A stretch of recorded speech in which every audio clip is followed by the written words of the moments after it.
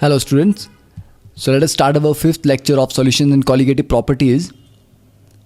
देखिए आज के लेक्चर में हम स्टार्ट करते हैं इमिसिबल लिक्विड्स कि अगर दो लिक्विड्स को आप मिक्स करते हैं और दोनों की नेचर डिफरेंट है और वो मिक्स नहीं होते जबकि दो लेयर्स में सेपरेट हो जाते हैं. Okay, for example this green layer can be A and this blue layer can be the liquid B. तो दो इमिसिबल लिक्विड्स को ऐड करने पे आप देखेंगे कि दोनों अपनी अपनी डिफरेंट लेयर्स बना देते हैं. तो अब क्योंकि दोनों ही वॉलेटाइल लिक्विड्स हैं तो दोनों के वेपर्स यहाँ पर बनेंगे. तो दोनों के वेपर्स जब बनेंगे तो जो टोटल प्रेशर आएगा P total that will B partial pressure of A plus partial pressure of B.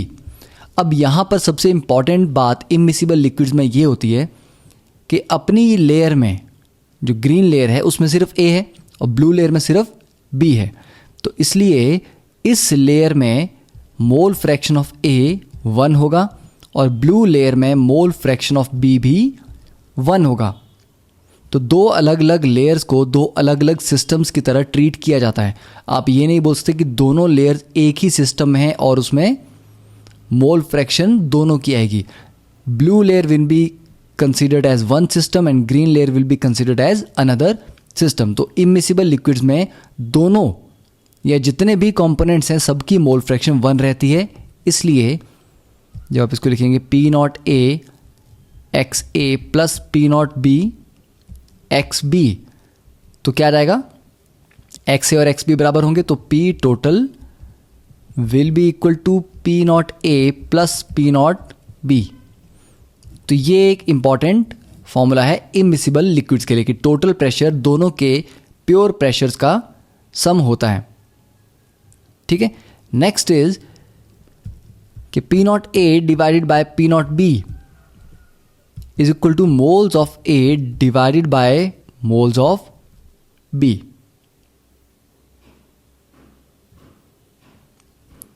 Okay, ये मोल्स कौन से हैं, Na and Nb are moles of vapors of A and B. कि यहाँ वेपर फेज में A के कितने मोल हैं तो उसका प्रेशर उससे भी रिलेटेड होगा और वेपर फेज में B के कितने मोल हैं तो B का प्रेशर उससे रिलेटेड होगा. तो आप ये बोल सकते हैं कि pressure of A divided by partial pressure of B basically P naught A upon P naught B के बराबर होंगे क्योंकि एक्स ए और एक्स बी दोनों 1 है और प्रेशर नंबर ऑफ मोल्स पे डिपेंड करता है. तो ये इज इक्वल टू होगा N A upon N B. तो ये एक सेकेंड फॉर्मूला है, इसको भी आप क्वेश्चन सॉल्व करते टाइम यूज कर सकते हैं. अब क्योंकि ये एन ए और एन बी के बराबर है, नंबर ऑफ मोल्स को हम कैसे लिख सकते हैं, वेट अपॉन मॉलिक्यूलर मास. तो उसको फर्दर आप चेंज कर सकते हैं कि P naught A upon P naught B weight of A divided by molecular mass of A into weight of B into molecular mass of B. तो ये तीन मेन फॉर्मूलाज हैं इमिसिबल लिक्विड्स के लिए. अब इमिसिबल लिक्विड्स का concept important क्यों है, क्योंकि इमिसिबल लिक्विड्स के केस में जो टोटल प्रेशर है सिस्टम का वो किसी भी इंडिविजुअल कंपोनेंट से ज़्यादा होता है. ठीक है, अगर आपका A अकेला होता है यहाँ पर कंटेनर में तो टोटल प्रेशर कितना आता उसकी वजह से, सिर्फ P नॉट A. अगर B अकेला कंपोनेंट होता तो टोटल प्रेशर आता P नॉट B. बट क्योंकि दोनों को आपने ऐड किया है यहाँ पर सिस्टम में तो टोटल प्रेशर इन दोनों के प्योर प्रेशर्स का सम है. तो ये ध्यान में रखेंगे कि इमिसिबल लिक्विड्स में जो टोटल प्रेशर आता है वो हमेशा काफ़ी ज़्यादा होता है उनके इंडिविजुअल प्रेशर से. और क्योंकि प्रेशर हायर होता है इसलिए बॉइलिंग पॉइंट कम होगा. Boiling point of a solution of to immiscible liquids is less then the individual boiling points. ठीक है, कि इसका मतलब ये हुआ कि अगर आपका A बॉयल करता है 45 डिग्री सेल्सियस पे और B आपका बॉयल करता है 30 डिग्री सेल्सियस पे, तो A प्लस B का जो बॉइलिंग पॉइंट होगा it will be less than 30 degree Celsius, मतलब दोनों में से जो लोअर वैल्यू उससे भी कम होगा, क्योंकि दोनों को मिक्स करने पे टोटल जो प्रेशर है वो काफ़ी ज़्यादा आ रहा है। तो जितना ज़्यादा वेपर प्रेशर होगा उतना ही लोअर बॉइलिंग पॉइंट होगा। अब नेक्स्ट स्टार्ट करते हैं कॉलिगेटिव प्रॉपर्टीज़। देखिए कॉलिगेटिव प्रॉपर्टीज़ एक बहुत इंपॉर्टेंट कॉन्सेप्ट है और मेजॉरिटी ऑफ क्वेश्चंस आप इस चैप्टर में देखेंगे तो वो आपको कॉलिगेटिव प्रॉपर्टीज़ पे ही मिलेंगे। तो कॉलिगेटिव प्रॉपर्टीज़ सॉल्यूशंस में वो प्रॉपर्टीज़ होती हैं जो सिर्फ और सिर्फ total number of solute particles में पे डिपेंड करती हैं कि आपके सॉल्यूशन में सॉल्यूट के पार्टिकल्स कितने हैं। अब ये मैटर नहीं करता कि सॉल्यूट का पार्टिकल साइज में कैसा है, ठीक है, बड़ा पार्टिकल है, छोटा पार्टिकल है, उसकी शेप किस तरह की है, स्फेरिकल है या नहीं है, डिस्क शेप्ड है, ओके। तो it is independent of the nature of particle कि उसकी शेप क्या है, उसका साइज़ क्या है, उस पर चार्ज है या वो न्यूट्रल है, इस पर डिपेंड नहीं करता। डिपेंड करता है कि सिर्फ नंबर ऑफ पार्टिकल्स कितने हैं, किसके, सॉल्यूट के, ठीक है। तो सॉल्यूशन की ऐसी properties which depend only on the total number of solute particles in the solution and independent of the nature of particles are called colligative properties. तो कॉलिगेटिव प्रॉपर्टीज पढ़ने से पहले सबसे पहले हमें देखना पड़ेगा वैन हॉफ फैक्टर, क्योंकि देखिए होता क्या है, सपोज मैं NaCl की बात करता हूँ, तो NaCl को अगर मैं पानी में डालूंगा, मान लीजिए मैंने 100 पार्टिकल्स NaCl के डाले, ठीक है, तो NaCl के मेरे पास तो 100 मॉलिक्यूल्स थे जो मैं पानी में डाल रहा हूँ, तो मैं जो प्रॉपर्टीज़ एक्सपेक्ट करूँगा सॉल्यूशन की वो इसी के अकॉर्डिंग करूँगा कि मैंने 100 पार्टिकल्स डाले थे, तो उसके अकॉर्डिंग आंसर आना चाहिए। बट हुआ क्या, पानी में जाते ही वो 100 NaCl किस में ब्रेक हो गए, 100 जो NaCl थे ये 100 आपको Na पॉजिटिव दे देंगे और 100 आपको Cl नेगेटिव दे देंगे, तो आपके पास टोटल पार्टिकल तो 200 हो गए। देखिए पहले मैंने कहा था आपको कि चार्ज साइज से कोई मतलब हमें नहीं है, हमें टोटल नंबर ऑफ पार्टिकल चाहिए। तो आपने डाले थे 100 पार्टिकल्स, बट वो डिसोशिएट होके 200 हो गए, बट आपने उसको कंसिडर नहीं किया उनकी डिसोसिएशन को, और आप रिजल्ट को ये मान रहे हो कि ये रिजल्ट 100 पार्टिकल्स की वजह से आया है, जबकि वो 200 की वजह से आया है। 100 का रिजल्ट उसका आधा होता, ठीक है। तो कभी भी पार्टिकल अगर सॉल्यूशन में जाके डिसोशिएट करता है या एसोशिएट करता है, ठीक है, मान लीजिए मैंने कोई ऐसा पार्टिकल डाला जो एसोशिएट करके, मैंने 100 डाले थे, सभी डबल इकट्ठे होके मॉलिक्यूल्स बना गए और वहाँ पर 100 के 50 रह गए, तो एसोसिएशन में भी नंबर ऑफ पार्टिकल्स कम हो जाएंगे, ओके।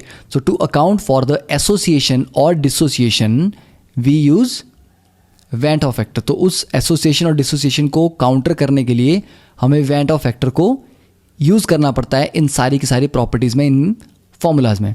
तो देखिए वैन हॉफ फैक्टर क्या है, इट इज़ डिनोटेड बाय आई, और इसको आप लिख सकते हैं इट इज़ एक्सपेरिमेंटल और ऑब्जर्व्ड, ठीक है, या actual value of colligative property CP divided by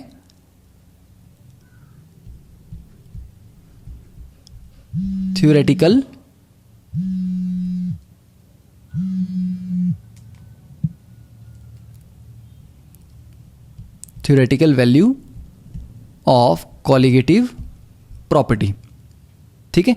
अब देखिए ये एक्सपेक्टेड नहीं है, दिस इज एक्सपेरिमेंटल, मतलब जो रियलिटी में आपको वैल्यूज मिली, ठीक है, तो रियलिटी में जो आपको मिली वो एक्सपेरिमेंटल भी हो सकती है, उनको आप ऑब्जर्व्ड वैल्यू भी बोल सकते हो या एक्चुअल वैल्यू भी बोल सकते हो, डिवाइड बाय थ्योरेटिकल। जैसे यहाँ पर 100 NaCl मैंने जब डाले थे तो मैं एक्सपेक्ट कर रहा था, थ्योरेटिकली मैं 100 के कोरिस्पॉन्डिंग एक्सपेक्ट कर रहा हूँ, पर रिजल्ट मेरे को किसके अकॉर्डिंग मिल रहा है, 200 के अकॉर्डिंग, ठीक है। तो 200 के अकॉर्डिंग जो रिजल्ट आएगा ऑब्जर्व्ड वो हमेशा ज़्यादा होगा क्योंकि नंबर ऑफ पार्टिकल ज़्यादा है, और थ्योरेटिकल जो मैं एक्सपेक्ट कर रहा था वो 100 के अकॉर्डिंग थी, तो आई क्या आ गया, ग्रेटर देन 1, क्योंकि न्यूमरेटर जो है वो ज़्यादा है, 200 के कोरिस्पॉन्डिंग प्रॉपर्टी आ रही है, तो इसलिए हम बोलते हैं कि i is greater than 1 for dissociation, क्योंकि डिसोसिएशन नंबर ऑफ पार्टिकल्स बढ़ते हैं इसलिए आई की वैल्यू भी बढ़ती है, and i is less than 1 जहाँ पर एसोसिएशन होगी। ठीक है, तो आई कैलकुलेट करने का सिंपल फॉर्मूला है, देखिए i is equal to 1 plus n minus 1 into alpha. N is equal to total number of particles जो एक पार्टिकल से जनरेट हुए हैं, total number of particles generated from one solute particle.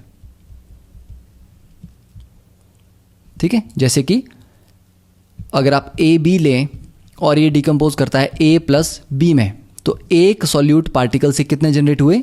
2। तो यहाँ पर n की वैल्यू आ जाएगी 2 और i की वैल्यू क्या आ जाएगी 1 plus 2 minus 1 alpha, that is 1 plus alpha. कि हो सकता है ये 50% डिकम्पोज हुआ हो या 60% या 100%, तो अकॉर्डिंगली अल्फा आप यूज़ कर सकते हैं, डिग्री ऑफ डिसोसिएशन। अब अगर A2B है और ये 2A प्लस बी दे रहा है, तो यहाँ पर n की वैल्यू आ जाएगी 3, तो i आ जाएगा 1 प्लस 2 अल्फा। ठीक है, उसी तरह से सपोज K2SO4 है, तो K2SO4 क्या देगा आपको 2K पॉजिटिव प्लस सल्फेट। तो टोटल पार्टिकल, एक पार्टिकल ने टूट के कितने दिए? 3 दिए, तो यहाँ पर क्या था? n इज इक्वल टू 3 था। ओके, वैसे ही अब हम एसोसिएशन भी ले सकते हैं कि आपके पास 2A बना रहा है A2, जैसे कुछ मॉलिक्यूल डाइमराइज हो जाते हैं, ठीक है, या ट्राइमराइज हो जाते हैं, तो 2A से A2 है। अब देख ली, 2 मॉलिक्यूल ने या 2 पार्टिकल्स ने 1 दिया, तो एक ने कितना दिया? हाफ, तो n की वैल्यू यहाँ पर हो जाएगी हाफ। तो i कितना आ जाएगा? 1 plus 1/2 minus 1, that is 1 minus alpha by 2। Okay, अब similarly 3A gives you A3, तो n की वैल्यू 1/3 आ जाएगी। तो चाहे एसोसिएशन हो चाहे डिसोसिएशन, आप दोनों के लिए n की वैल्यू को लिख सकते हैं। ओके, तो इस तरह से वैन ऑफ फैक्टर हम कैलकुलेट कर लेंगे, और जो भी फॉर्मूला आपने यूज़ करना है उस फॉर्मूले में आप i को मल्टीप्लाई कर देंगे। वो कैसे मल्टीप्लाई करना है वो हम हर एक पर्टिकुलर केस में देखेंगे। तो आई होप आपको वैन ऑफ फैक्टर कैलकुलेट करना सिंपली आ गया। अब इस फैक्टर को आगे हम मॉलिक्यूलर मास को कैलकुलेट करने के लिए भी यूज़ करते हैं। ओके, तो आप इसको i को ये भी लिख सकते हैं कि i की value is theoretical mass divided by experimental molar mass. तो अगर i की वैल्यू आपको पता है तो आपको थ्योरेटिकल मास divide bye experimental molar mass. तो ये ध्यान रखना कि कॉलिगेटिव प्रॉपर्टी में ऊपर एक्सपेरिमेंटल वैल्यू आती है, नीचे थ्योरेटिकल आती हैं, जबकि मास के लिए ऊपर थ्योरेटिकल वैल्यू आती है, नीचे एक्सपेरिमेंटल वैल्यू आती हैं। ओके, एप्लीकेशन आपको क्वेश्चन जब हम सॉल्व करेंगे तो वहाँ से क्लियर हो जाएगा। अब देखिए, first colligative property that is relative lowering in vapour pressure. ठीक है, तो रिलेटिव लोअरिंग का मतलब है कि lowering divided by initial pressure, तो delta P divided by initial pressure P, this is called relative lowering. तो उसको शॉर्ट टर्म में लिखा जाता है RLVP, relative lowering of vapour pressure. तो relative lowering of vapour pressure में देखिए डायग्राम यहाँ पर दिया गया है, लेफ्ट साइड प्योर सॉल्वेंट है। तो प्योर सॉल्वेंट में आप देख सकते हैं कि जब इक्विलिब्रियम एस्टेब्लिश होता है तो जितनी मॉलिक्यूल्स लिक्विड से वेपर में जा रहे हैं उतने ही वेपर से वापस लिक्विड में भी आ रहे हैं। ठीक है, आप इनको काउंट कर सकते हैं। तो equilibrium between a liquid and its vapour occurs when equal number of molecules vaporise and condense in a given time, that is the vaporisation का रेट और कंडेंसेशन का रेट दोनों बराबर हैं। सेकेंडली, अब यहां पर हमने क्या डाल दिया इसमें? Non volatile solute. तो ये ध्यान में रखें कि नॉन वॉलेटाइल सॉल्यूट डाला जा रहा है, वॉलेटाइल नहीं है वो। अब सॉल्यूट पार्टिकल्स क्योंकि बीच में मिक्स हो जाएंगे, अब इसकी वजह से जो आपका सॉल्वेंट था, ठीक है, उसमें बीच में सॉल्यूट मिक्स हो गया तो एंट्रोपी बढ़ गई। ठीक है, तो एंट्रोपी बढ़ गई, इसकी वजह से सिस्टम अब इवेपोरेट करके अपनी एंट्रोपी नहीं बढ़ाना चाह रहा, क्योंकि एंट्रोपी सॉल्यूट डालने से ही बढ़ गई है। ठीक है, या इसको आप दूसरे तरीके से ऐसे समझ लें कि अभी जो टोटल सरफेस एरिया है लेफ्ट साइड में प्योर सॉल्वेंट में, ये सारा अवेलेबल है ऊपर जाने के लिए, इवेपोरेशन के लिए। बट यहाँ पर क्या हो गया यहाँ पर टोटल सरफेस एरिया में से कुछ एरिया सॉल्यूट के पार्टिकल्स ने ऑक्यूपाई कर लिया, ब्लॉक कर लिया। अब सॉल्यूट तो इवेपोरेट होगा नहीं, ठीक है, तो इसलिए वो नीचे से आने वाले सॉल्वेंट मॉलिक्यूल्स को भी वहाँ से इवेपोरेट होने में थोड़ी मुश्किल क्रिएट करेगा। तो सॉल्वेंट मॉलिक्यूल्स की वेपराइजेशन का रेट क्या हो जाएगा, कम होगा। अब सॉल्वेंट मॉलिक्यूल्स कम वेपराइज होंगे तो ऑब्वियस सी बात है प्रेशर भी कम होगा, क्योंकि सॉल्यूट तो नॉन वॉलेटाइल है, ठीक है। तो चाहे आप इसको सरफेस के अकॉर्डिंग बताएं कि सरफेस एरिया में जो अवेलेबल सरफेस एरिया है वो सॉल्यूशन में कम हो जाता है क्योंकि सॉल्यूट कुछ साइट्स को ब्लॉक कर देते हैं, या एक्चुअल रीज़न अगर आप बताना चाहें, इसका एक्चुअल रीज़न जो होता है मॉलिक्यूलर लेवल पे, दैट इज़ कि इवेपोरेशन करने की टेंडेंसी क्यों होती है, क्योंकि हर सिस्टम हाईएस्ट एंट्रोपी अचीव करना चाहता है। तो प्योर सॉल्वेंट में उसके पास क्या है, जब सॉल्वेंट प्योर है तो एंट्रोपी उसकी कम है, तो वो वेपराइज होके अपनी एंट्रोपी बढ़ा रहा है। पर जब आपने उसमें सॉल्यूट डाल दिया तो सॉल्यूट के डालने से ही एंट्रोपी बढ़ गई, इसलिए वेपराइज होके एंट्रोपी बढ़ाने की जो टेंडेंसी थी वो अब कम हो जाएगी, इसलिए कम वेपर बनेंगे तो वेपर प्रेशर भी कम होगा। तो हम ये बोल सकते हैं यहाँ पे फाइनली कि on addition of non volatile solute the pressure decreases, that is कि pressure of solution is less than pressure of solvent, ठीक है, जिसको आप पी नॉट सॉल्वेंट बोल सकते हैं। तो देखिए कितना डिक्रीज आया, तो चेंज या decrease in pressure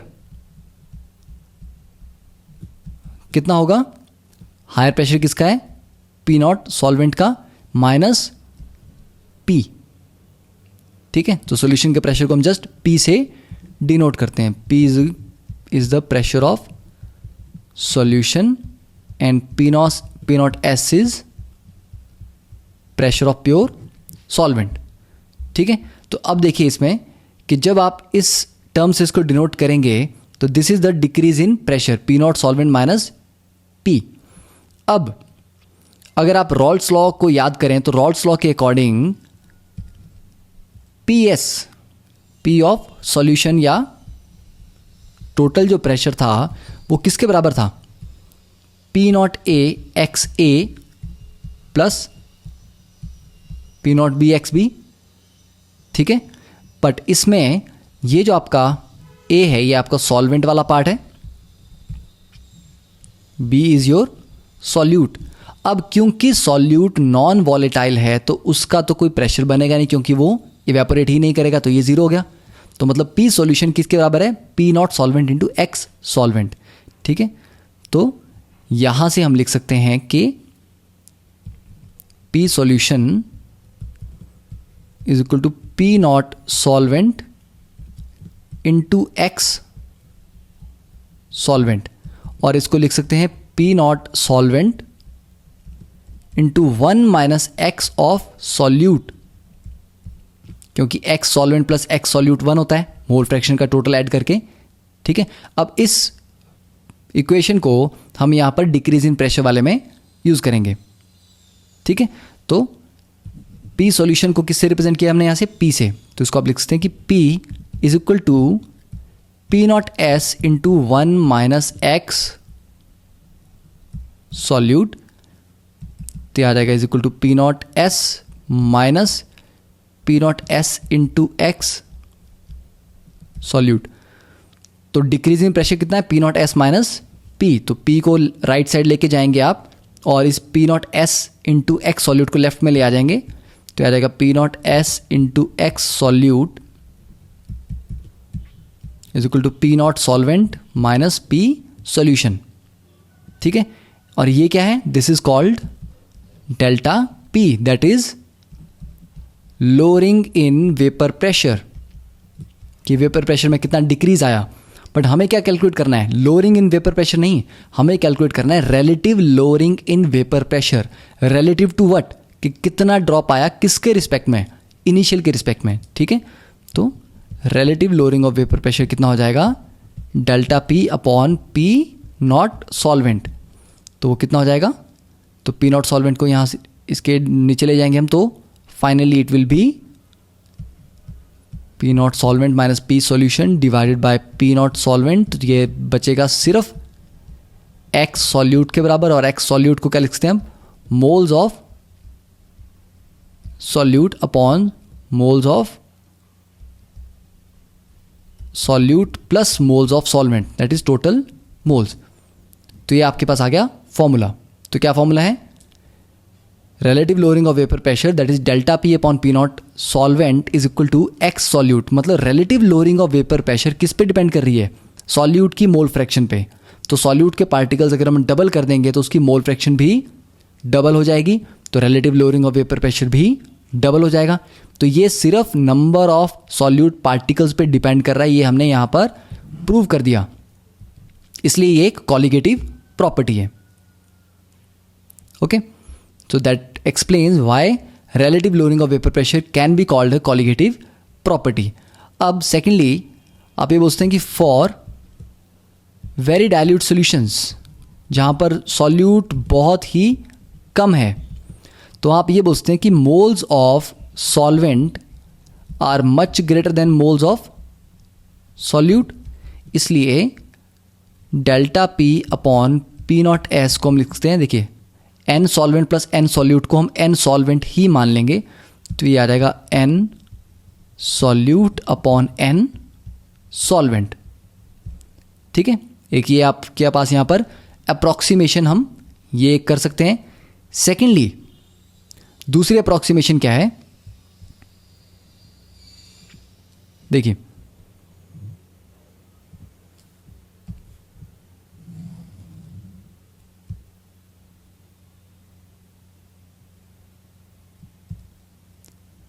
second approximation हम यहां पर कर लेते हैं कि इस इक्वेशन को P naught S minus P upon P naught S को अगर हम इसको इन्वर्ट कर दें, ठीक है, वन अपॉन कर दें, तो आपके पास क्या इक्वेशन आएगी,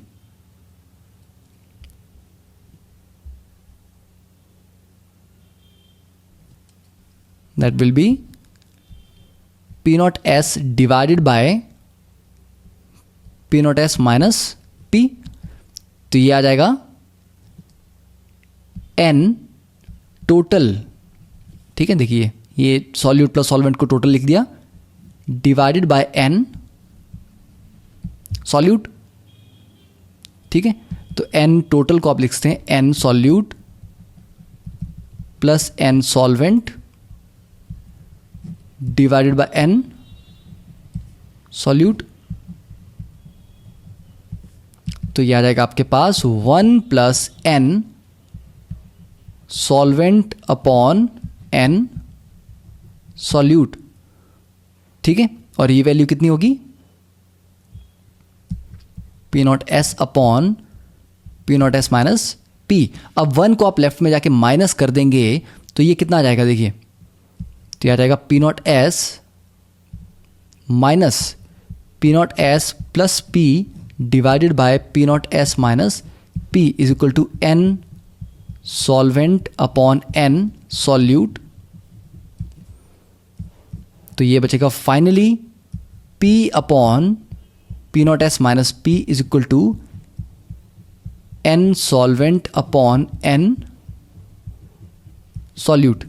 तो ये एक और फॉर्मूला आपके पास आ गया। तो आपके पास ये दो फॉर्मूलाज हैं, first is P naught S minus P upon P naught S is X solute, दूसरा P that is pressure of solution divide by P naught S minus P is equal to N solvent upon N solute.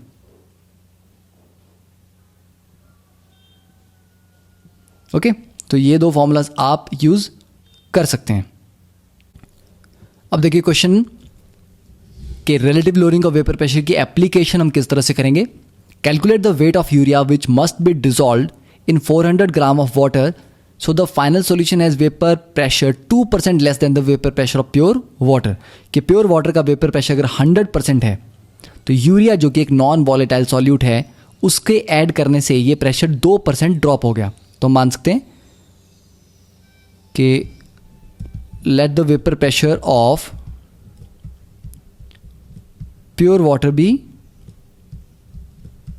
P naught. ठीक है, तो vapour pressure of solution कितना होगा, 2% कम हो जाएगा उससे, तो ये हो जाएगा 0.98 पी नॉट। तो अगर आप रिलेटिव लोअरिंग का फॉर्मूला लगाएं तो relative lowering of vapour pressure कितनी होगी कि ड्रॉप कितना आया, तो पी नॉट से 0.98 पी नॉट अगर कम हो जाएंगे तो कितना आ जाएगा वो 0.02 P not divided by initial pressure कितना था पी नॉट। तो ये किसके बराबर आना चाहिए, एक्स ऑफ सॉल्यूट। ठीक है, that is moles of urea divided by N total water plus urea. तो इसको अगर आप करेंगे तो ये आ जाएगा weight of urea divide by उसका मॉलिक्यूलर वेट जो कि 60 है, डिवाइड बाय फिर से moles of urea plus water कितना दिया है 400 ग्राम्स, और इसके मोल्स निकलेंगे डिवाइड बाय 18 करके। तो एक आपके पास ऑप्शन इस तरह से सॉल्व करने की है। सेकेंड ऑप्शन आप ये फॉर्मूला यहाँ पे लगा सकते हैं, P upon P naught S minus P. P is the pressure of solution, तो प्रेशर ऑफ सोल्यूशन कितना है 0.98 P not divide by P naught minus that is this is the lowering. Difference कितना है, तो डिफरेंस कितना है 0.02 P not का, और ये आ जाएगा N solvent upon N solute, that is solvent के कितने मोल्स हैं 400/18 अपॉन W/60। तो इसको सॉल्व करेंगे आप तो यहाँ से आपको इजीली वेट की वैल्यू, वेट ऑफ यूरिया की वैल्यू यहाँ पे मिल जाएगी। अब देखिए नेक्स्ट क्वेश्चन कि vapour pressure of solution containing 6 gram of non volatile solute in 180 gram of water is 20 torr. ठीक है, तो सॉल्वेंट का आपको वेट दिया गया है, सॉल्यूट का भी वेट दिया गया है, और उसका वेपर प्रेशर सॉल्यूशन का दिया गया है।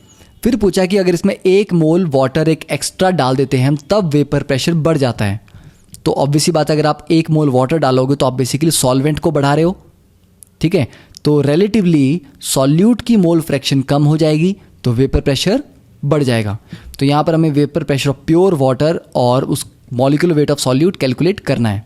अब देखिए हमें क्या क्या दिया है, relative lowering of vapour pressure के अकॉर्डिंग हम लगाएंगे P naught minus P solution. ठीक है, तो P naught solvent minus P divided by P naught solvent is equal to क्या होगा, मोल फ्रैक्शन ऑफ सॉल्यूट।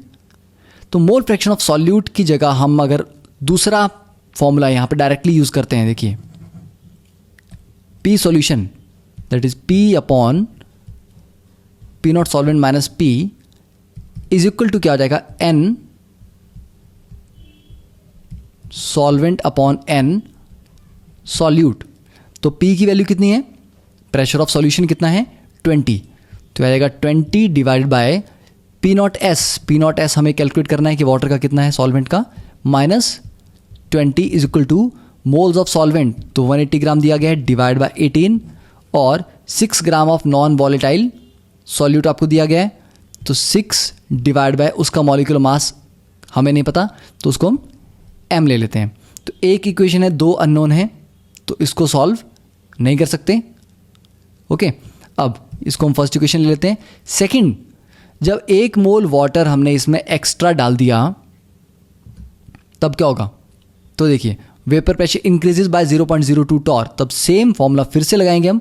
अब प्रेशर हो गया 20.02 divide by P naught S minus 20.02 is equal to, अब देखिए 180 में 1 मोल का मतलब है कि 18 ग्राम आपने और डाल दिया तो हो गया 198, तो डिवाइड बाय 18 और ये हो जाएगा 6 डिवाइड बाय m।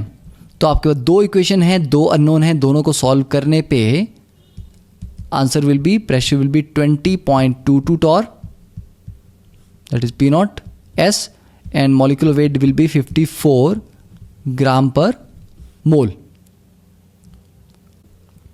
ओके, देखिए next is the Ostwald Walker method for the determination of relative lowering of vapour pressure. तो इस सिस्टम में हम पहले ड्राई एयर को 2 डिफरेंट सेट ऑफ बीकर्स के थ्रू पास कर रहे हैं। पहला आपके पास सॉल्यूशन है, दूसरे में सॉल्वेंट रखा गया है। तो मान लेते हैं, देखिए एज्यूम करते हैं कि सॉल्यूशन का जो वेपर प्रेशर है ये 20 है, और सॉल्वेंट का कितना होगा? हमने पढ़ा है कि सॉल्यूशन का वेपर प्रेशर हमेशा कम होता है सॉल्वेंट से, तो सॉल्वेंट का मान लेते हैं कि 25 है। अब जब ड्राई एयर को आप 20 वाले से पास करेंगे तो जैसे इस बीकर से जाएगा, यहाँ पर जो वेपर्स होंगे ये उन वेपर्स को एब्जॉर्ब करेगा, क्योंकि ड्राई एयर को अगर आप मॉइस्ट एयर वाले एरिया में भेजोगे तो वो मॉइस्चर को कुछ तो एब्जॉर्ब करेगा ताकि इक्विलिब्रियम उन दोनों के बीच में मेंटेन हो जाए। तो जब ये ड्राई एयर यहाँ से पास होगी तो ये इसके वेपर्स के साथ इक्विलिब्रियम में आने की ट्राई करेगी, मतलब जितना यहाँ पर प्रेशर होगा उसमें से कुछ वेपर्स को एब्जॉर्ब करके उनमें सैचुरेट हो जाएगी। तो 20 के अकॉर्डिंग सैचुरेट होके ये यहाँ से निकलेगी। ठीक है, अब ये क्या है? अब ये ड्राई नहीं है, अब ये है सैचुरेटेड इन ए। ठीक है, ए के वेपर से सैचुरेटेड है। अब देखिए, अब क्योंकि इसने कुछ वेपर यहां से एब्जॉर्ब किए तो जो सेट ए का वेट था उसमें थोड़ा सा डिफरेंस आएगा, थोड़ा सा वेट कम होगा, तो जो लॉस इन वेट है W1, तो loss in weight of set A जो W1 है that is directly proportional to the pressure of solution. क्योंकि सॉल्यूशन का प्रेशर अगर 20 की जगह 30 होता तो ड्राई एयर ज़्यादा वेपर एब्जॉर्ब करती तो ज़्यादा ड्रॉप आता वेट में। ठीक है, अब देखिए, अब ये जो ए से सैचुरेट होकर निकली है अब इसको बी में जाना है। बी का प्रेशर 25 है तो ये तो 20 के अकॉर्डिंग सैचुरेटेड है, अब ये जा रही 25 वाले में, तो उसको 5 के अकॉर्डिंग एक्स्ट्रा वेपर एब्जॉर्ब करने पड़ेंगे ताकि ये 25 में सैचुरेट हो जाए। ठीक है, तो इट एब्जॉर्ब्स मोर वेपर्स, ठीक है, to get saturated in B. तो बी में सैचुरेट होने के लिए इसको कितने वेपर एक्स्ट्रा एब्जॉर्ब करने पड़ेंगे, ये हमें पता लगेगा कि दोनों में डिफरेंस कितना है। ये 20 में सैचुरेट थी ड्राई एयर, सॉरी अब उसको ड्राई नहीं बोलेंगे, ये 20 में सैचुरेटेड थी एयर और अब 25 में जा रही है, तो 5 के डिफरेंस को पूरा करने के लिए एक्स्ट्रा वेपर एब्जॉर्ब करेगी। अब मान लीजिए अगर ये 25 की जगह 30 होता तो इसको डबल वेपर एब्जॉर्ब करने पड़ते, क्योंकि अब डिफरेंस 10 का हो गया है। अगर ये 35 होता तो अब इसको ट्रिपल वेपर एब्जॉर्ब करने पड़ते। तो अगले वाले कंटेनर में कितना प्रेशर है उसके अकॉर्डिंग ये वहां जाके फिर से वेपर एब्जॉर्ब करेगी। ठीक है, उल्टा भी हो सकता है। मान लीजिए जो सेकंड कंटेनर था यहां सॉल्वेंट नहीं था, यहां कुछ और था, कोई भी आप सॉल्यूशन रख दीजिए, और उसका प्रेशर 15 था। अब ये 20 में सैचुरेटेड थी और ये 15 में गई है, तो 15 के साथ सैचुरेट होने के लिए अब इसको वेपर छोड़ने पड़ेंगे। तो यहां पर अगर वेपर छोड़ेगी तो सेट बी का वेट बढ़ेगा। ठीक है, लॉस नहीं होगा। तो दोनों तरीके पॉसिबल हैं। ठीक है, तो नेक्स्ट स्टेज पे जब वो जाएगी एयर ये जाएगी तो ये वेपर अपने लूज भी कर सकती है या गेन भी कर सकती है, डिपेंड करता है कि आगे का प्रेशर ज़्यादा है या लो है। तो अभी हम ये मान के चलेंगे कि सॉल्वेंट का प्रेशर 25 है तो वहाँ से भी कुछ वेपर उठाएगी ये, तो loss in weight of set B, तो सेट बी से वेपर एब्जॉर्ब करने के बाद जो वेट लॉस आएगा वो किसके प्रोपोर्शनल है कि 25 और 20 में डिफरेंस कितना था, that is pressure of solvent minus pressure of solution, इसके प्रोपोर्शन है। ठीक है, अब इसके बाद में ये जो ड्राई एयर गई ये किसके थ्रू पास कर रही है, कैल्शियम क्लोराइड। अब कैल्शियम क्लोराइड वाटर एब्जॉर्ब कर लेता है, तो जितना भी वाटर यहां से इस एयर में होगा उस सबको एब्जॉर्ब करके ड्राई एयर फिर बाहर निकल जाएगी। तो जो टोटल इसने एब्जॉर्ब किया था मॉइस्चर, ठीक है, वो किस में जाएगा, वो जाएगा इस कैल्शियम क्लोराइड ट्यूब में एब्जॉर्ब हो जाएगा। तो CaCl2 absorbs all the water vapours. तो इसके वेट में कितना गेन आएगा, and gains W plus W1 plus W2 gram. ठीक है, तो अब यहां से हमने कहा कि W1 is proportional to P solution, W2 is proportional to P naught solvent minus P solution. तो अगर दोनों को आप ऐड करेंगे तो W1 प्लस W2 किसके प्रोपोर्शन होगा? इन दोनों को ऐड कर दीजिए तो ये हो जाएगा P, देखिए दोनों को ऐड करेंगे तो ये आ जाएगा P naught solvent, that's all, क्योंकि P सॉल्यूशन दोनों में कैंसिल हो जाएगा क्योंकि एक में प्लस है एक में माइनस है, ठीक है। तो W1 plus W2 is directly proportional to P naught S। अब अगर हम देखें कि relative lowering of vapour pressure का फॉर्मूला क्या होता है, delta P upon P naught, ठीक है। तो डेल्टा P का मतलब है सॉल्वेंट माइनस सॉल्यूशन। तो सॉल्वेंट माइनस सॉल्यूशन किसके प्रोपोर्शनल है? W2 के। तो P naught solvent minus P solution divided by P naught solvent. तो ये P naught solvent minus P solution यहाँ से W2 के प्रोपोर्शनल है और P नॉट सॉल्वेंट अकेला W1 प्लस W2 के प्रोपोर्शन है। तो मतलब अगर आप ऐसा एक सेटअप बनाते हैं और उसमें वेट में कितना कितना लॉस हो रहा है, कितना गेन हो रहा है, इसको भी मेजर कर लेते हैं, तो उससे भी आप relative lowering of vapour pressure को कैलकुलेट कर सकते हैं। Okay, so this is a very good method of determination of relative lowering of vapour pressure. अब देखिए इसकी एप्लीकेशन क्वेश्चन में किस तरह से हम करेंगे। देखिए, dry air was pass through a solution of 5 gram of a solute in 80 gram of water and then it was passed through pure water. The loss in the weight of the solution was 2.5 grams and loss in the weight of pure water was 0.04 gram. Find the molecular weight of the solute. तो क्या करना है हमें, देखिए setup को अगर हम थोड़ा सा ड्रॉ करें तो यहां पर आपका पहले है सॉल्यूशन, तो यहां इसके कुछ वेपर्स होंगे।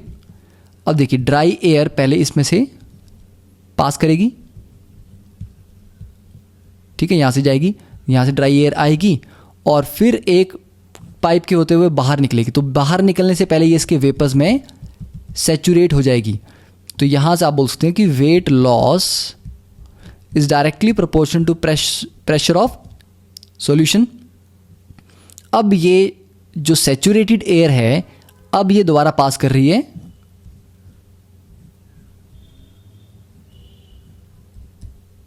प्योर वाटर के थ्रू, ठीक है। तो दिस इज प्योर H2O। तो यहां पर इसका कुछ वेपर प्रेशर होगा और प्योर सॉल्वेंट का वेपर प्रेशर हमेशा सॉल्यूशन से ज़्यादा होता है, ठीक है। तो यहां जब भी एयर आएगी इसके थ्रू पास होगी तो ये एक्स्ट्रा गेन करेगी क्योंकि यहां पर प्रेशर हायर है। तो यहां जो वेट लॉस है that will be proportional to the pressure of pure H2O minus pressure of solution, और फिर ये बाहर जाएगी, ठीक है। तो इसके अकॉर्डिंग आप लिख सकते हैं कि अभी जो हमने फॉर्मूला पढ़ा कि P naught solvent that is P naught H2O minus P solution divided by P naught H2O is equal to W2। तो W2 कितना था? W2 इज द कितना वेट लॉस हुआ है, ये W2 है, ये W1 है। तो वेट लॉस पानी के थ्रू जाने में कितना हुआ? 0.04 ग्राम। तो यार आएगा 0.04 divided by W1 plus W2। तो फर्स्ट में कितना हुआ था? 2.5 प्लस 0.04। तो इस तरह से आप इसको सॉल्व करके कैलकुलेट कर सकते हैं, ठीक है। तो यहां से आपके पास किसकी वैल्यू आ जाएगी? यहां से तो आपके पास किसी की भी वैल्यू नहीं आएगी क्योंकि आपके पास दोनों ये प्रेशर दिए गए हैं। बट हमें पता है कि relative lowering of vapour pressure किसके बराबर होता है? एक्स ऑफ सॉल्यूट के। इसको आप और कैसे लिख सकते हैं? देखिए P नॉट, या हमने जो प्रीवियस क्वेश्चन में सॉल्व किया था that is P solution divided by P naught H2O minus P solution, ठीक है। तो देखिए P सॉल्यूशन किसके प्रोपोर्शन है? W1 के, यहां से हम बता सकते हैं। और P naught H2O minus P solution किसके प्रोपोर्शन है? W2 के, ठीक है। तो डायरेक्टली W1 कितना है यहां पे हमारे पास?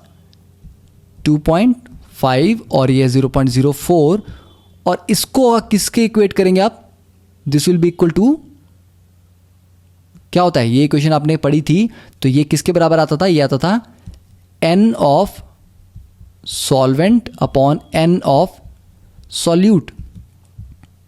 तो मतलब 2.5 divide by 0.04 is equal to, solvent कितना है देखिए आपके पास यहाँ पर 80 ग्राम वाटर है, 80 डिवाइड बाय 18, और सॉल्यूट कितना दिया गया है 5 ग्राम है, डिवाइड बाय उसका मॉलिक्यूलर वेट।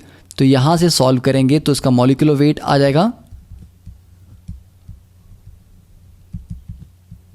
70 ग्राम पर मोल। ओके, तो इस तरह से आप अपने तरीके से किस इक्वेशन को कैसे उसको रीअरेंज करके लिखना है वो आप यूज कर सकते हैं।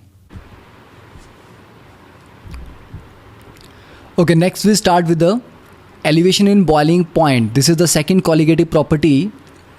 देखिए, बॉइलिंग पॉइंट को जब भी हम डिफाइन करते हैं तो आपको ध्यान ये रखना है कि बॉइलिंग पॉइंट एक फिक्स टेम्परेचर नहीं होता। जैसे कि वाटर का बॉइलिंग पॉइंट जो 100 डिग्री सेल्सियस हम पढ़ते हैं, that is called normal boiling point, कि जब एक्सटर्नल प्रेशर या एटमॉस्फेरिक प्रेशर 1 एटमॉस्फेयर होता है तब वाटर 100 डिग्री सेल्सियस पे बॉयल करता है। But exact definition boiling point की है कि ये वो टेम्परेचर है जिस पे लिक्विड और वेपर फेज आपस में इक्विलिब्रियम पे आ जाते हैं। तो ये किसी भी टेम्परेचर पे आ सकते हैं अगर आप एक्सटर्नल फैक्टर्स को चेंज करते रहें। अगर आप एटमॉस्फेरिक प्रेशर को 1 एटमॉस्फेयर से बढ़ा दें या कम कर दें तो ये टेम्परेचर जिस पे इक्विलिब्रियम बनेगा चेंज होता रहेगा। तो boiling point is not a fix temperature, it is a variable. ठीक है, और जनरल जो बेसिक डेफिनेशन हमने पढ़ी है कि temperature at which vapour pressure of the liquid becomes equal to the atmospheric pressure. तो अब देखिए यहाँ पर जो हमारे पास डायग्राम है, ये हम टॉप लेयर मान रहे हैं कि हमारे पास यहाँ पर एक लिक्विड दिया गया है। अभी मानते हैं ये प्योर लिक्विड है कि सॉल्वेंट है, सिर्फ वाटर यहाँ पे है। तो जैसे जैसे अगर आप इसको हीट करना स्टार्ट करेंगे तो हीट से क्या होगा, इनके जो वेपराइजेशन है वो फास्ट होगी। तो मान लीजिए एक मॉलिक्यूल वेपर फेज में चला गया, फिर तो यहाँ पर वेपर फेज में मॉलिक्यूल्स आते रहेंगे, धीरे धीरे यहाँ पर एक और मॉलिक्यूल ऊपर जा रहा है, ये एक और मॉलिक्यूल ऊपर जा रहा है। तो ऊपर जाने का जो रेट है, वेपराइज होने का रेट, वो स्टार्टिंग में बढ़ेगा। अब जैसे जैसे यहाँ पर क्राउडिंग बढ़ेगी इस स्पेस में, तो क्राउडिंग की वजह से जब दो मॉलिक्यूल काफ़ी क्लोज होंगे, देखिए जैसे ये दो मॉलिक्यूल हैं काफ़ी क्लोज हैं, तो इन दोनों के बीच में अट्रैक्टिव फोर्सेस इनको वापस कंडेंस करा देंगी। ठीक है, या जब मॉलिक्यूल्स क्योंकि वेपर के रैपिडली मूव कर रहे होंगे सारी डायरेक्शंस में, तो हो सकता है कि उनके रैपिड इधर उधर टकराते टाइम एक कोलिजन सरफेस से हो जाए। सरफेस से कोलिजन होगा तो वो वापस लिक्विड स्टेट में चले जाएंगे। ठीक है, तो इनके सबके पास रैंडम मोशन भी है। तो धीरे धीरे जब यहाँ पर मॉलिक्यूल्स की क्राउडिंग बढ़ेगी, उनके कंडेंसेशन का रेट भी बढ़ेगा। तो अभी मान लेते हैं कि वेपराइज होने का, ऊपर जाने का रेट 3 है, 3 मॉलिक्यूल एट ए टाइम वेपर में कन्वर्ट हो रहे हैं, और नीचे आने का रेट 1 है। तो अभी भी ऊपर जाने की स्पीड ज़्यादा है वेपराइज होने की, तो वेपर्स की डेंसिटी, इस एरिया में डेंसिटी बढ़ती रहेगी। तो धीरे धीरे कंडेंसेशन का रेट फिर से बढ़ेगा। उसके बाद फाइनली कुछ देर के बाद ये 3 हो जाएगा, मतलब जिस स्पीड से वेपर बन रहे हैं उसी स्पीड से वो वापस कंडेंस भी हो रहे हैं। तो इस पॉइंट पे इक्विलिब्रियम आ गया है। तो आप बोल सकते हो कि liquid is in equilibrium with vapour. तो इस टेम्परेचर पे, जिस टेम्परेचर पे ये इक्विलिब्रियम आ जाए, that will be called boiling point of that liquid. ठीक है, अब देखिए, अब अगर हम इसकी जगह एग्जांपल लें कि हमारे पास अब नॉन वॉलेटाइल सॉल्यूट यहाँ पर डाल दिया गया है, तो नॉन वॉलेटाइल सॉल्यूट डालने से क्या होगा, देखिए नॉन वॉलेटाइल सॉल्यूट डालेंगे तो सरफेस पे कुछ स्पेस उसके मॉलिक्यूल्स ऑक्यूपाई कर लेंगे। तो मान लीजिए सरफेस पे टोटल 2 नॉन वॉलेटाइल सॉल्यूट के मॉलिक्यूल आ गए। अब क्योंकि it is a non volatile solute, ये किसको रिप्रेजेंट कर रहा है, नॉन वॉलेटाइल सॉल्यूट को,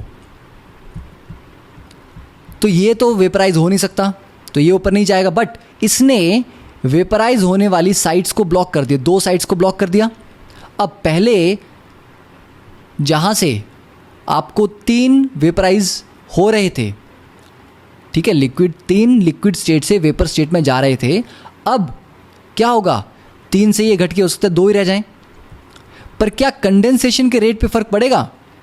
जो यहाँ पर आपके मॉलिक्यूल जो थे, sorry I am drawing in this colour only, but ये जो मैं ड्रॉ कर रहा हूँ ये सॉल्यूट पार्टिकल्स नहीं है, ठीक है, इनको आप ले लीजिए, दीज आर सॉल्वेंट पार्टिकल्स, ठीक है। तो सॉल्वेंट पार्टिकल्स पे कोई फ़र्क नहीं पड़ा, क्योंकि सॉल्यूट जो भी डाला वो किस में गया, पानी में, वो वेपर फेज में नहीं जाएगा। तो वेपर फेज की जो अरेंजमेंट था या जो डेंसिटी थी उस पर कोई चेंज नहीं आया।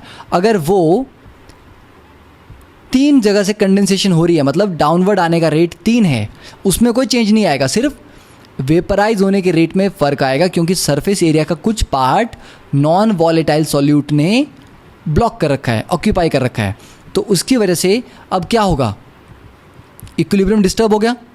अब आपको इक्विलिब्रियम को फिर से मेंटेन करने के लिए रेट को बराबर करना पड़ेगा। तो ये जो कंडेंसेशन है इसको आप डिक्रीज नहीं कर सकते, आप क्या करेंगे, एक्स्ट्रा हीट प्रोवाइड करेंगे, मतलब टेम्परेचर को थोड़ा और बढ़ाएंगे, क्योंकि जैसे ही टेम्परेचर और बढ़ेगा कहीं और से एक और मॉलिक्यूल ऊपर निकलेगा तो रेट फिर से 3 हो जाएगा। तो यहाँ पर हम देख रहे हैं कि अब जब नॉन वॉलेटाइल सॉल्यूट डालने की वजह से रेट डिस्टर्ब हो गया था, तो उस रेट को वापस मेंटेन करने के लिए हमें एक्स्ट्रा हीट करनी पड़ी। इसलिए जो लिक्विड पहले T डिग्री केल्विन पे बॉयल हो रहा था, अब वो T plus delta T degree kelvin पे बॉयल होगा। तो ये पॉइंट आपको क्लियर है?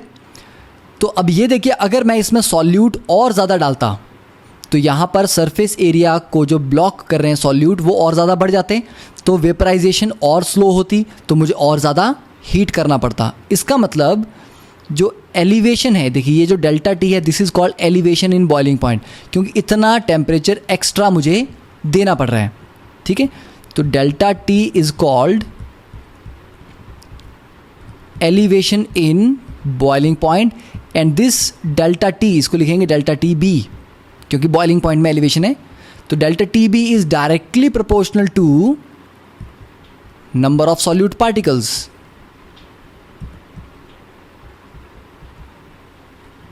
तो ये आपके पास आ जाता है delta T B is directly proportional to M, जहां पर एम क्या है, molality, directly proportional to molality of solute. अब क्योंकि यहाँ पर एसोसिएशन या डिसोसिएशन का भी केस आ सकता है कि आपने जो सॉल्यूट डाला था वो पानी में जाते ही डिसोशिएट हो गया या एसोसिएट हो गया, तो एग्जैक्ट फॉर्मूले को लिखने के लिए हम क्या यूज़ करेंगे, यहाँ पर आई को मल्टीप्लाई करेंगे वेंट ऑफ फैक्टर को, प्रोपोर्शनैलिटी कांस्टेंट आ जाएगा के बी इंटू मोलैलिटी। तो ये है आपके पास फॉर्मूला। के बी को कहा जाता है एबुलियोस्कोपिक कांस्टेंट, ओके। और ये ध्यान में रखिए, सबसे ज़्यादा इंपॉर्टेंट पॉइंट यहाँ पर ये है कि ये जो एबुलियोस्कोपिक कांस्टेंट है ये किसका है, ये है सॉल्वेंट का। तो एक आईआईटी ने रिसेंटली बहुत अच्छा प्रॉब्लम पूछी थी, उसने केबी की वैल्यू 2 दी, एक उसने सॉल्वेंट के लिए दी और एक सॉल्यूट के लिए दी। तो वहाँ पर कुछ बच्चे कंफ्यूज हो गए कि केबी तो हमने पढ़ा है कि वैल्यू लेते हैं, पर ये केबी सॉल्वेंट का होता है या सॉल्यूट का, ये बच्चे जनरली इग्नोर कर देते, इसको बहुत केयरफुली नहीं ऑब्जर्व करते। तो ये ध्यान में रखना है कि किसके बॉइलिंग पॉइंट में एलिवेशन हो रही है, वाटर के, दैट इज सॉल्वेंट के। तो एबुलियोस्कोपिक कांस्टेंट भी वाटर का ही यहाँ पर यूज़ किया जाएगा। तो ये आपके पास फॉर्मूला आ गया। अब नेक्स्ट इज, अगर हम इसको वेपर प्रेशर वर्सेस टेम्परेचर के ग्राफ में देखें तो वेपर प्रेशर, जैसे जैसे आप इसको हीट करते हैं किसी भी लिक्विड को, टेम्परेचर के साथ उसके ज़्यादा वेपर बनते हैं, तो वेपर प्रेशर बढ़ता है, तो वेपर प्रेशर धीरे धीरे इस तरह से बढ़ेगा। अब ये जो पॉइंट है, दिस इज़ 1 एटमॉस्फेयर। जिस पॉइंट पे आपका वेपर प्रेशर 1 एटमॉस्फेयर के बराबर हो गया, तो उसी पॉइंट को हम बॉइलिंग पॉइंट बोलते हैं, ठीक है। तो जब आपका vapour pressure becomes equal to atmospheric pressure that is 1 atm, ठीक है, तो आप इसको लिख लीजिए, ये P ATM है। तो यहाँ पर इसके कोरिस्पॉन्डिंग जो टेम्परेचर आएगा, ये टेम्परेचर T1 है, तो T1 is the boiling point, और ये क्या है, ये है हमारा प्योर सॉल्वेंट। तो T1 is the boiling point of solvent. अब अगर मेरे को सॉल्यूशन के लिए कर्व बनाना हो तो क्या होगा? सॉल्यूशन के लिए कर्व कैसा आएगा? इससे ऊपर आएगा, या इससे लेफ्ट में रहेगा, या इससे राइट में रहेगा? देखिए, उसके लिए आप क्या बोल सकते हैं कि सॉल्यूशन का वेपर प्रेशर सॉल्वेंट से हमेशा कम होता है। इसका मतलब हुआ कि इस पर्टिकुलर टेम्परेचर पे अगर सॉल्वेंट का वेपर प्रेशर यहाँ पे है तो सॉल्यूशन का उससे कम ही होगा कहीं पे। तो मान लीजिए सॉल्यूशन का वेपर प्रेशर कहीं इस पॉइंट पे है, ठीक है, तो उसका जब आप कर्व ड्रॉ करेंगे हमेशा वो सॉल्वेंट से उसका प्रेशर नीचे ही रहेगा, तो उसका कर्व कुछ इस तरह से आएगा, ठीक है। तो हम इस पॉइंट पे बोल देंगे यहाँ पर उसने टच किया। अब तो आप ये देख सकते हैं कि एक पर्टिकुलर टेम्परेचर पे सॉल्यूशन का वेपर प्रेशर हमेशा सॉल्वेंट से कम होता है। तो ये सॉल्यूशन का कर्व आ गया। अब ये सॉल्यूशन का कर्व कब जाके P एटमॉस्फेयर वाली लाइन को कट करेगा? इस पॉइंट पे। तो इस पॉइंट के कोरिस्पॉन्डिंग नया टेम्परेचर क्या होगा? T2। तो T2 is the boiling point of solution, और T2 माइनस T1 क्या है? Delta TB। This difference is called elevation in boiling point, ठीक है। तो इसको आप समझ सकते हैं। अब इसमें एक चीज़ और हम ऐड करें कि अगर आपके पास सॉल्यूशन ही दो दिए हों, ठीक है, अगर आपके पास दो डिफरेंट सॉल्यूशन दिए गए हैं, एक की कंसंट्रेशन हाई है और दूसरे की कंसंट्रेशन लो है, तब आप क्या करेंगे? तब आपको यह पता होना चाहिए कि जितनी कंसंट्रेशन ज़्यादा होगी, मतलब जितना सॉल्यूट ज़्यादा होगा, वेपर प्रेशर में ड्रॉप उतना ही आता है। Relative lowering of vapour pressure is directly proportional to number of solute particles. तो मतलब ज़्यादा कंसंट्रेटेड का वेपर प्रेशर और भी कम होगा। तो मतलब अगर मैं यहाँ पर एक और कर्व ड्रॉ करूँ इस तरह से, ठीक है, ये सॉल्यूशन 1 है, या इसको आप बोल सकते हैं ये डाइल्यूट सॉल्यूशन है, और ये नीचे वाला जो कर्व है लास्ट, ये कंसंट्रेटेड सॉल्यूशन है। क्योंकि जितना सॉल्यूशन की कंसंट्रेशन बढ़ती जाएगी उसका वेपर प्रेशर कम होता जाएगा, तो वो कर्व और नीचे नीचे आते जाएंगे। तो इसको अगर मैं C1 लिखता हूँ, इसको कंसंट्रेशन को C2 लिखता हूँ, तो यहाँ ये भी कंफर्म है कि C2 is greater then C1। तो इस तरह के कर्व देने के बाद आपको क्वेश्चन ये भी पूछ सकता है कि 3 कर्व दे दिए और उनकी कंसंट्रेशन पूछ ली कि किसकी कंसंट्रेशन ज़्यादा है या किसकी कंसंट्रेशन कम है।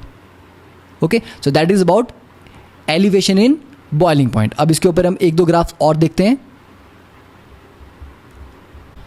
अब देखिए, इस दोनों ग्राफ में ये जो प्रेशर वर्सेस टेम्परेचर ग्राफ यहाँ पर ड्रॉ किया गया है, यही ग्राफ हम यहाँ पर यूज़ कर रहे हैं, वेपर प्रेशर वर्सेस टेम्परेचर। तो ये ग्राफ किस इक्वेशन से आता है? ये आता है क्लॉसियस-क्लैपेरॉन इक्वेशन से, जो प्रेशर की, वेपर प्रेशर की टेम्परेचर के साथ वेरिएशन को शो करता है। और इसका अगर हम natural log P versus 1/T का ग्राफ बनाते हैं तो ये एक स्ट्रेट लाइन आता है with a negative slope. Next is the formula for the KB कि एब्ल्यूस्कोपिक कांस्टेंट को कैलकुलेट करने के लिए you can use R, that is gas constant, TB is the boiling point, square into molecular mass divide by 1000 into delta H vaporisation. अब ये M जो है ये किसका मॉलिक्यूलर मास है? This is the molecular mass of solvent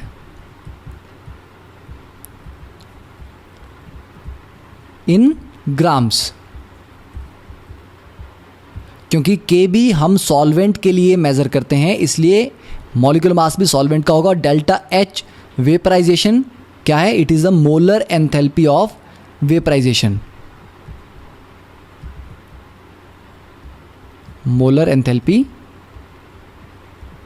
of vaporisation. और TB की value क्या होगी? टेम्परेचर इन केल्विन, क्योंकि हमेशा स्टैंडर्ड फार्मूलाज में या किसी भी फार्मूला में टेम्परेचर को केल्विन में लिया जाता है। तो KB की वैल्यू वाटर के लिए आपको याद होनी चाहिए, दिस इज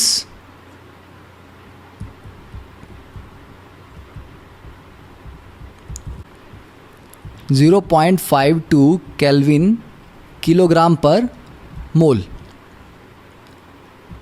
ठीक है, तो एलिवेशन इन बॉइलिंग पॉइंट क्यों आता है? क्योंकि जितना ज़्यादा हम सॉल्यूट ऐड करेंगे उसकी वजह से वेपर प्रेशर ड्रॉप कर जाएगा और उस वेपर प्रेशर को वापस अपनी पुरानी पोजीशन पे लाने के लिए आपको और हीट करना पड़ता है।